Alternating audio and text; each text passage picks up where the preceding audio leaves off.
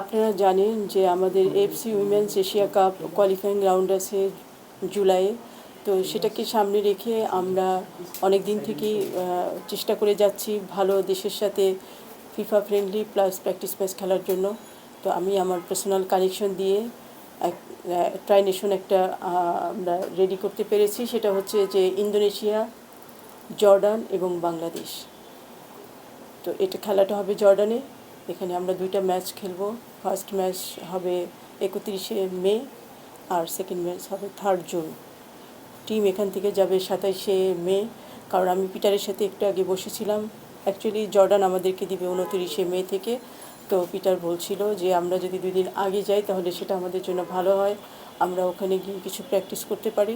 সেই কারণে কোচের সাথে কথা বলে আমরা ওইটা ডিসাইড করেছি যে আমরা 27 তারিখে পাঠাবো এখান থেকে টিম, এবং 3 দিন ওখানে ওরা প্র্যাকটিস করবে। দেন ওরা 31 মে ফার্স্ট ম্যাচ খেলবে এবং 3 জুন ওরা সেকেন্ড ম্যাচ খেলবে এবং 4 জুন দেশে ফিরে আসবে। আপনারা জানেন যে র্যাঙ্কিংয়ের দিক থেকে জর্ডান হচ্ছে 74 এবং ইন্দোনেশিয়া 94, আমাদের থেকে অনেক বেশি এগিয়ে। তো আমরা চেয়েছিলাম যে Asia cup FC women's Asia cup qualifying রাউন্ডের আগে আমাদের টিম একটা স্ট্রং টিমের সাথে খেলুক এবং তারা তাদের ল্যাকিংসগুলো বুঝতে পারুক, একইভাবে কোচও বুঝতে পারুক যে টিমকে কোন লেভেল থেকে আরও তৈরি করতে হবে। সেটাকে সামনে রেখে এটা করা। তো আমার মনে হয় যেটা আমাদের টিমের জন্য অনেক বেশি ভালো হবে। ধন্যবাদ।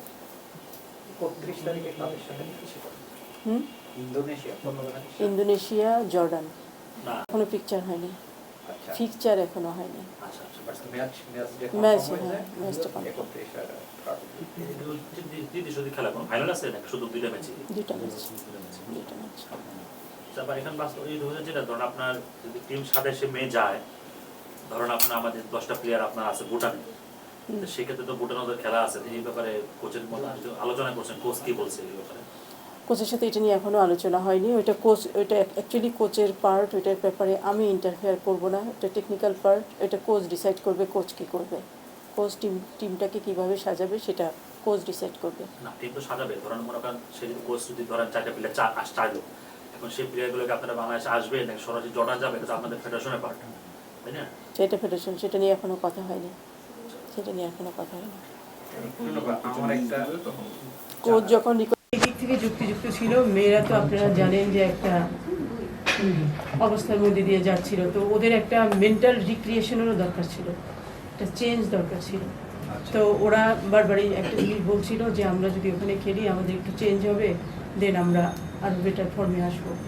তো এটাও আমাদেরকে কনসিডার করতে হবে সেই জায়গা থেকে, কারণ মেন্টালি যদি আপনি ইনভলভ না থাকেন তখন কিন্তু আপনি বেটার পারফরমেন্স কোথাও করতে পারবেন না বা ভালো এফোর্টও দিতে পারবেন না।